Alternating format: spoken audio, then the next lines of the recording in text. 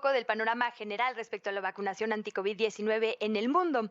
Y seguramente usted ha visto medios aquí en nuestro país que llevan notas que dicen algo así como, a pesar de las suspensiones en Europa, México aplica la dosis de AstraZeneca y esto puede generar un poco de preocupación. Y quizá no tenemos la información completa. Justo ayer encontré una información muy importante en redes sociales que dice, el riesgo de fatalidad de la vacuna es de 0.0003%. Enfermar implica un riesgo del 10%, de riesgo de muerte, por supuesto. Le agradezco muchísimo al autor de este tuit, al doctor José Ignacio López Berlain, médico certificado por la OMS para diagnóstico, prevención y tratamientos de COVID-19, que esté en este espacio, para que nos quite un poquito el nervio de esto que está sonando por todos lados. Gracias, doctor, bienvenido. Hola, muchas gracias. Gracias por la invitación y a sus órdenes. Muchísimas gracias. Pues ayúdenos a entender este riesgo del que se habla. Estas suspensiones preventivas en Europa tendrían que causar una suspensión preventiva por acá en México, en América Latina. ¿Esta oleada responde a intereses únicamente científicos o hay por ahí algo de economía, de política? Cuéntenos usted. Pues como en todo hay un poco de todo, pero no creo que se tenga que suspender la vacunación, ni siquiera en Europa. Los datos que ponía ayer justamente es un estudio que se hace en Reino Unido, casi de 9.7 millones de personas. De estas, una persona falleció por un trombo. Esto quiere decir que es el riesgo que acabas de decir, ¿no? 0.0003. Es el riesgo de fatalidad que tiene. Este riesgo es mayor en personas que ni siquiera se ponen la vacuna. En las personas que no se pongan la vacuna tienen un riesgo más grande de morir por un trombo que las que sí se lo ponen. Los comparaba con el riesgo de tener coronavirus en este país. Una de cada 10 personas muere en nuestro país por coronavirus. Entonces, si lo tienen que poner, pónganlo. Creo yo que esto, como lo dijeron en Bélgica y como lo han dicho ya en varios países, es algo que tiene que seguir y es algo que seguramente fue ahí como un topecito político, pero seguirá, sin duda alguna, seguirá esta vacuna. Es una vacuna muy segura, es una vacuna 100% recomendable y es una vacuna que hay que ponerla. Hoy en día nosotros en México tenemos muchas dosis de esta vacuna o tenemos un contrato por muchas dosis de esta vacuna. No creo que sea necesario que se rescinde este contrato. Al contrario, hay que multiplicar los esfuerzos y hay que intentar poner todas estas vacunas, la mayor cantidad de ellas, lo más pronto posible. Hay que decir que también es pues una coincidencia extraña el hecho de que es la única vacuna sin fines de lucro, ¿no? Y que evidentemente la información en su contra por parte de las farmacéuticas que cobran un poquito más ha sido bastante replicada. Entonces vale la pena entender, digamos, toda la información y quedarnos únicamente con la científica. Y por eso buscamos a un médico certificado por la OMS para que nos explicara. Doctor, leía esta mañana que son 30 casos de trombosis entre 5 millones de dosis de AstraZeneca, sin ninguna causalidad establecida. Es decir, lo que nos decía, probablemente hubiera pasado de cualquier forma o le pasaría a la población sin vacunas. De cualquier forma, por eso hay un periodo de observación una vez que se aplica la dosis. Así es todas las dosis y de hecho a todos los pacientes se les tiene que dar un número. Si ustedes se han fijado, les dan una tarjetita con un número que viene el lote y que viene la dosis de cada vacuna y esto es para ver el seguimiento que pueden tener. Hubo una noticia hace unos meses que la vacuna de Moderna todavía estaba en estudio y a una persona le cayó un rayo. Y bueno, hasta eso se estudia. Hasta eso se estudia. Si la vacuna te puede hacer que seas más propenso a que te caiga un rayo, eso se estudia. Si es que las vacunas son muy, muy seguras, hay que hacerlas. El riesgo de volar, por ejemplo, de estar en un avión o estar sentado por más de 2 horas y media, aumenta el riesgo de presentar trombosis.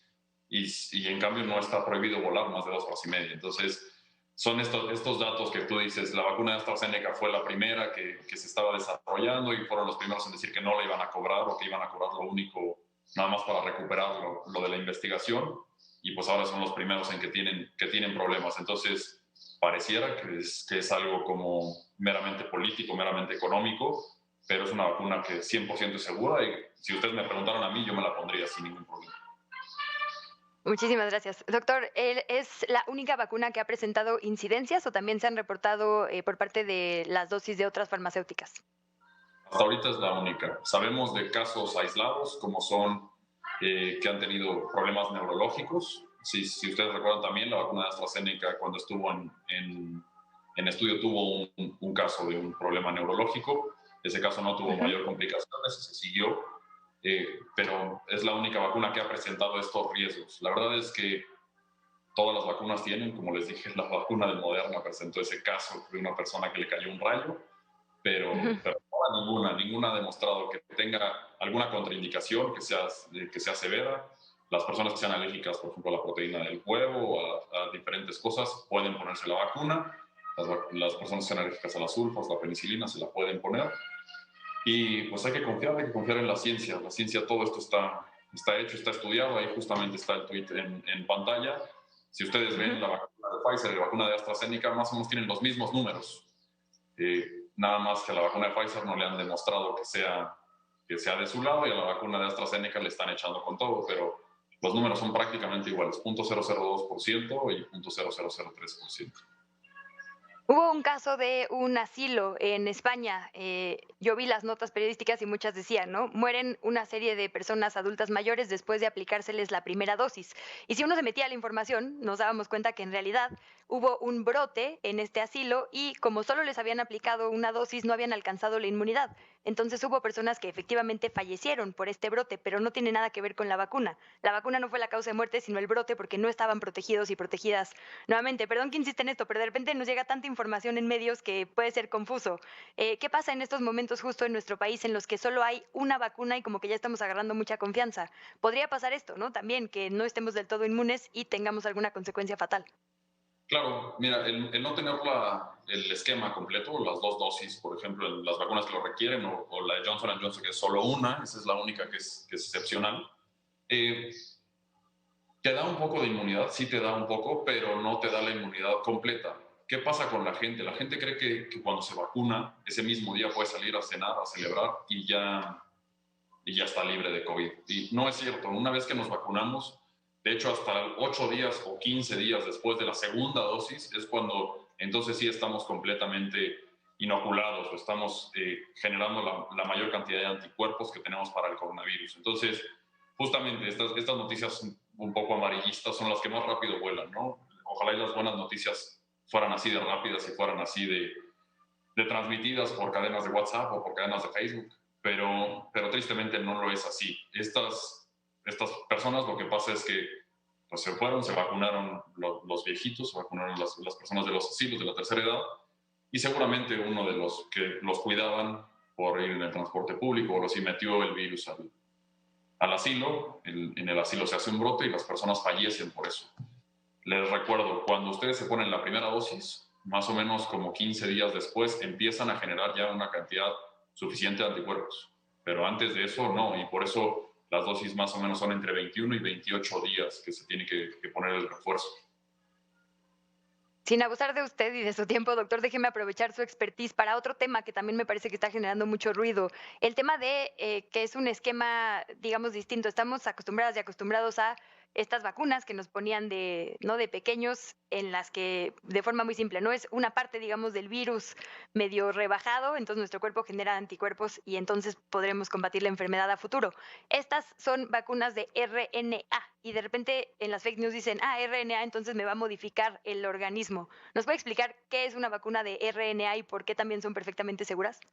Claro que sí. Nosotros en nuestras células tenemos ADN, no RNA, ¿no? O sea, DNA en lugar de RNA. ¿Qué quiere decir esto? Que nosotros tenemos doble cadena de ácidos nucleicos. Los RNA es una sola cadena.